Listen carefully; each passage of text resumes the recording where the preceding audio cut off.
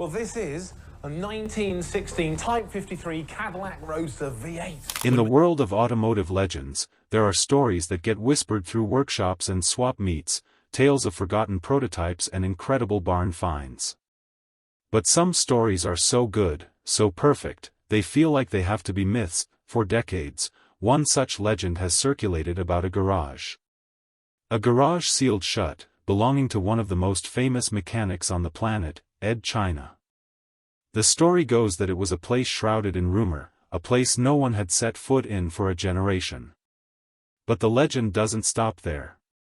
It claims that when the doors were finally opened, they didn't just find a few forgotten projects. They found a single car. A car that, according to the official timeline of automotive history, simply shouldn't exist. Now, to be clear, what you're about to hear is a legend, a piece of modern automotive folklore. But it's a story so compelling, so detailed, and so perfectly possible, that we have to ask, what if it were true? This is the story of that legend, the impossible mystery of the car at its heart, and the secret it could hold. Before we can even talk about what might have been behind those doors, you have to understand the man who supposedly locked them, Ed China. To millions, he's the gentle giant from the TV show Wheeler Dealers. The guy with the orange gloves and endless patience for rusty bolts and greasy engines. For 13 seasons, he was the calm, methodical force who could take a wreck and, with his own two hands, turn it back into a gleaming piece of history. He became a kind of trusted mentor, the friend you wish you had who could solve any mechanical puzzle. But Ed China has always been more than just a TV host. He's an inventor, an engineer, a mind once described as a human volcano of ideas with the ingenuity to make them happen. This is the man who looked at a sofa and saw a road-legal vehicle. And he didn't just build it for a laugh. He engineered it to set a Guinness World Record for the fastest furniture, hitting an insane 87 miles per hour. This is a guy who holds world records for the fastest toilet, bed, and shed. His workshop was never just a place to fix cars, it was a laboratory for the absurd, a place where the line between genius and eccentricity was wonderfully blurred. His company, Comfy Banana, was founded as an outlet for these wild creations. The motorized bathroom wasn't a prop, it had working plumbing, a testament to his unique blend of humor and genuine engineering skill. These projects showed his core philosophy: challenge the rules, connect things that shouldn't be connected, and prove that the impossible might just be possible. That's what made his sudden departure from Wheeler Dealers in 2017 so shocking. At the peak of the show's success, he just walked away. He later explained to his fans that the show's new direction, which wanted to dumb down the detailed workshop segments, was a compromise he wouldn't make. For Ed, the process, the educational journey, was the show. To cut that was to lose its soul. So, he chose his integrity over the fame and quietly stepped away, and then, for a little while, he seemed to vanish. Fans wondered what happened. Had he retired? Was he working on some secret project? The truth was simpler: Ed China had retreated to his sanctuary, the garage. And it's here that the story shifts from public record to whispered legend. The legend says there wasn't just one workshop. It speaks of a second, more private location where Ed worked on his most ambitious and maybe even dangerous ideas. This was where the creations too wild even for his Comfy Banana brand were born. And the story goes that one of these experiments went catastrophically wrong. The project was a gyroscopically balanced, self-steering bar stool, a typical Ed China-style invention. But something with the battery system supposedly failed. A fire, fast and fierce, ripped through the workshop. Ed was okay, but the incident was a brutal reminder of the thin line between innovation and disaster. According to the legend, the fire was contained, but it spooked him. The workshop, with its scorched walls and ruined projects, was now a liability. So, the story goes, he didn't rebuild. He sealed it. He locked the doors, cut the power, and just walked away, leaving everything inside as a time capsule of that one disastrous moment. For years, this story was just that, workshop folklore. No one knew if it was real or where this supposed lost workshop even was. It just became another part of the Ed China myth, until a mundane legal notice about an industrial park estate sale supposedly provided the key. Industrial parks are the anonymous backdrops of our world, gray, functional buildings where businesses are run and ambitions are stored. The legend places our story in one such park, at a unit that was unremarkable except for one thing: it hadn't been opened in decades. The property records were old, filed under a company that no longer existed.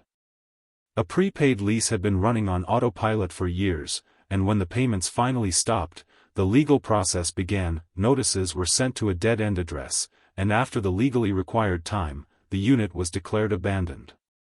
The contents were to be auctioned off. All pretty routine stuff. But when the property manager went to inspect it, he found something odd. The lock wasn't a simple padlock. It was a heavy-duty, industrial deadbolt, rusted solid. It was meant to be permanent. And next to it, almost hidden by grime, was a small, faded sticker for a long-defunct company, Comfy Banana Limited. That little detail is the heart of the legend. To the right person, that name was a flare in the dark. A few phone calls were supposedly made, and word began to spread. This wasn't just some abandoned unit. This could be it.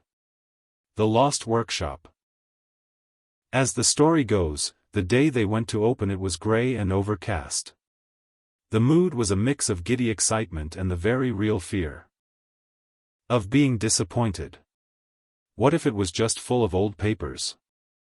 The heavy lock had to be cut off with an angle grinder, showering the ground in sparks. Then, the rolling door itself, seized by decades of neglect, fought back. It took 3 people with crowbars to finally pry it open with a painful screech. As the door rattled upwards, it didn't reveal darkness, but a solid wall of hazy, thick air. The first smell to hit them was a cocktail of old oil, cold metal, and something else, the faint, sharp scent of soot from an old fire. For a long moment, everyone just stared into the gloom. The air inside was dead still, and thick blankets of dust covered everything. Massive cobwebs hung from the ceiling like ghostly decorations. It was obvious no one had been inside for a very, very long time. It was, as the legend claims, a perfect time capsule. And as powerful work lights cut through the murk, the contents of the garage began to appear, and it became clear the legend was real. Stepping inside, as the legend describes it, would have been like entering a photograph. The only sound was the crunch of debris underfoot. The lights swept across a scene of organized chaos, a snapshot of a genius interrupted. This was a laboratory, frozen in time. Against one wall, you could make out a familiar and bizarre shape under the dust, the famous street-legal sofa. Not far away stood another icon, the motorized bathroom, its porcelain gleaming faintly. For every finished marvel, there were a dozen unfinished dreams. Workbenches were littered with half-built prototypes and hand-drawn blueprints for things like a motorized unicycle with a sidecar. It was a museum dedicated to the question, what if? And then, they saw it. In one corner, the walls and floor were visibly scorched black. In the center of the burn zone was the twisted metal carcass of the gyroscopic bar stool. The exploded batteries had apparently melted a crater into the concrete. It was a sobering sight that seemed to confirm the whole story. This was the brilliant failure that caused the workshop to be sealed. As the imaginary crew moved deeper, they noticed that all of this bizarre machinery seemed to be arranged around one central object. In the very heart of the workshop, covered by several heavy, dust-caked tarps, was the shape of a car. It was positioned with a reverence that set it apart. This wasn't just another quirky invention. This was something important. Slowly, they would have each taken a corner of the top tarp. And with a deep breath, they pulled. The dust that would have billowed from that tarp had been waiting decades to see the light. And what the legend says they found underneath is the whole reason this story is told. It's a discovery that would challenge the very timeline of automotive history. If you're enjoying this journey into one of the car world's greatest what-ifs, hit that subscribe button. You won't want to miss what we uncover next. The tarp came off with a heavy sigh, and as the dust settled, the car was revealed. And for a moment, everyone was just stunned. Because what supposedly sat before them was not just a classic car. It was a ghost. That it was a 1916 Cadillac Type 53 Roadster. A machine over a century old. But that wasn't the shock. The shocking part was its condition. This wasn't some rusting hulk. Beneath the thick layer of dust, the deep black paint seemed almost perfect. The brass on the headlamps and radiator was tarnished but unpitted. The leather seats were dry but uncracked. This car wasn't decaying, it was sleeping. It was in a state of perfect, undisturbed preservation. A car in this condition simply shouldn't exist. To get why this is such a big deal, you have to understand the Cadillac Type 53. In 1915, Cadillac introduced the first mass-produced V8 engine, a quantum leap in engineering that set the template for American performance for the next century. This car, the Type 53, was one of the first to have it. Even more importantly, it was the first car to feature the control layout we still use today: clutch on the left, brake in the middle, accelerator on the right. Before this Cadillac, driving was a confusing mess. The Type 53 standardized it. This wasn't just a car, it was the blueprint for every car that followed, and that's why finding an original one is impossible. These cars were used hard on primitive roads. The vast majority were driven into the ground and rusted away. Historians believe no truly original, unrestored, low-mileage example of a Type 53 Roadster still exists. There are restored ones in museums, but they're perfect copies, not the real thing. This car, the car in the legend, was the real thing. It was original. The question wasn't just what it was. The question was, why was it here? Why would Ed China, a man famous for modernizing cars, have this perfect specimen of originality, and why would he hide it? And this is where the legend gets truly cinematic. Searching the workbenches, they supposedly find a leather-bound journal. Inside, in Ed's handwriting, is the logbook for Project Preservation. The journal tells the incredible backstory. Ed had found the car years ago during his time in the U.S. A true barn find from the dry climate of the Southwest, with just over 4,000 miles on the clock. He knew immediately it was too perfect to touch. His instinct as a mechanic was to tear it down and make it better, but the historian in him knew that would destroy its soul. So, he made a different choice. He decided to become its guardian. He secretly shipped the car to this private workshop and began a new project, not to restore the car, but to stop time itself. He researched museum archival techniques. He catalogued every paint chip and flaw not to fix them, but to preserve them as part of its history. The logbook ends abruptly, just one day before the fire. He was designing a climate control system for the garage. The fire didn't just end his bar stool experiment, it ended his most secret project. In the chaos, he sealed the workshop, entombing the Cadillac. He couldn't risk moving it, and maybe he couldn't bear to look at it. He chose to let it sleep, hidden from the world. He hid a car that shouldn't exist, not to hoard it, but to protect it. The legend of the Ed China Cadillac is more than just a cool car story. It's a fascinating thought experiment. What is the true value of an object? Is it in its function or in its history? Ed China, the man who built his career taking cars apart, would, in this story, undertake his most important project by choosing to do nothing at all. He chose to be a guardian instead of a restorer. This imaginary car is a physical document. The original paint and untouched leather would tell a story that no restored car ever could. Its silent V8 engine would be a direct link to the very birth of the modern automobile. The story forces a fascinating debate. If this car were real, what would be the right thing to do?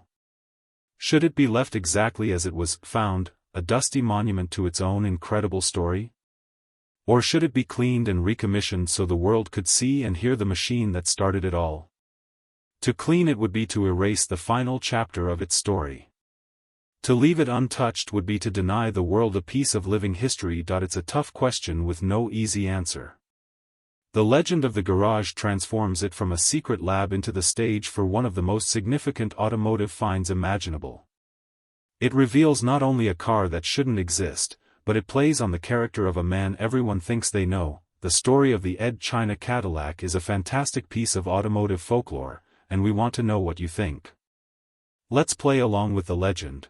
What would you do with a car this significant? Leave it dusty and preserved, or clean it up and make it run again? Let us know your thoughts in the comments below. And if you love stories about incredible cars and the legends that surround them, make sure you subscribe and hit that notification bell. There are always more stories to tell and more mysteries to explore. Join us next time as we dive into another one. You won't want to miss it.